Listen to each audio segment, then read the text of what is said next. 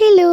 അപ്പോൾ ഒരു വർഷത്തിന് ശേഷം അച്ഛൻ തിരിച്ച് നാട്ടിലേക്ക് വരികയാണ് കേട്ടോ. ഇന്ന് നെടുമ്പാശ്ശേരിയുള്ള എയർപോർട്ടിലേക്കാണ് വരുന്നത്. അപ്പം ഞങ്ങളെല്ലാവരും കൂടിയിട്ട് അച്ഛനെ കൂട്ടാൻ പോവുകയാണ്. പുലർച്ചയ്ക്ക് ഞങ്ങൾ പട്ടാമ്പിന്ന് ഇറങ്ങിയതാണ് കേട്ടോ. അപ്പോൾ ഓരോരുത്തരും ഓരോ സൈഡിൽ കടന്നുറങ്ങുകയാണ്. ഏടത്തിയമ്മ ഭയങ്കര ഉറക്കത്തിലാണ്. അതുപോലെ പളുങ്കാണെന്നുണ്ടെങ്കിൽ എൻ്റെ മടിയിൽ കടന്നിട്ട് അങ്ങനെ ഉറങ്ങിയിട്ടുണ്ടായിരുന്നു കേട്ടോ. ഒരു 5 മണി നേരത്തെ ഇറങ്ങിയോണ്ട് തന്നെ ഞങ്ങൾ ഫുഡൊന്നും കഴിച്ചിട്ടുണ്ടായിരുന്നില്ല. കുറേ തപ്പിത്താണ് കേട്ടോ ഈ കാണുന്ന ഹോട്ടലിൽ ഞങ്ങൾ വന്നത്. കുറേ ഹോട്ടൽ തുറന്നിട്ടുണ്ടെങ്കിൽ അതിൽ ഫുഡൊന്നും ആയിട്ടുണ്ടായിരുന്നില്ല കേട്ടോ നേരത്ത്.